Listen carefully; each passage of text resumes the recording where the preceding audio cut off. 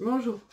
Aujourd'hui, nous allons parler des fonctions de référence. Donc, elles sont à la page 157 de ce livre. Donc, je vous présente, mesdames et messieurs, la fonction cubique, la fonction identique, la fonction inverse, la fonction racine carrée, la fonction carré et la fonction valeur absolue.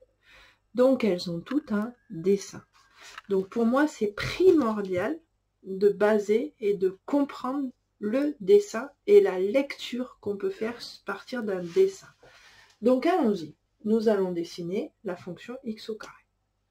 Si nous voulons que x au carré soit égal à 9, alors vous vous rappelez notre fonction, ici on a notre petit bonhomme qui se promène sur le trait et il est projeté sur une altitude du dessin.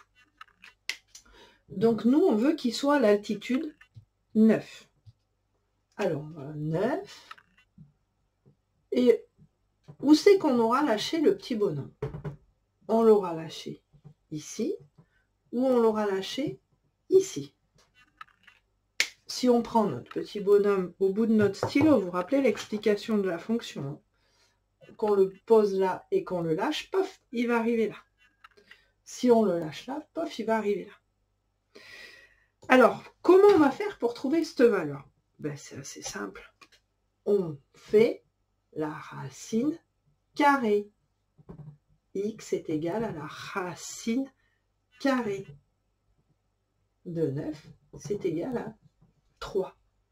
Alors, sur le dessin, nous voyons bien que nous n'avons pas une seule solution, comme nous le dit la calculatrice, mais nous en avons deux. Nous avons plus 3 ou moins 3. C'est pas très compliqué. Qu'est-ce qui se passe ensuite? Si nous avons un autre exemple et que nous avons x au carré inférieur ou égal à 9, sachant que x au carré est supérieur ou égal à 0. Alors, là, dans ces conditions-là, nous voulons que notre petit bonhomme soit sur une altitude qui soit plus petite que 9. Donc, il peut être là, sur tous ces points-là. Donc, s'il est sur tous ces points-là, ben, si on le lâche ici, ça marche. Si on le lâche ici, ça marche. Donc, en fait, qu'est-ce qui va se passer?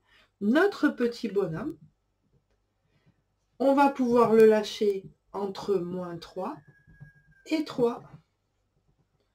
Donc, pensez toujours au petit bonhomme, c'est super important.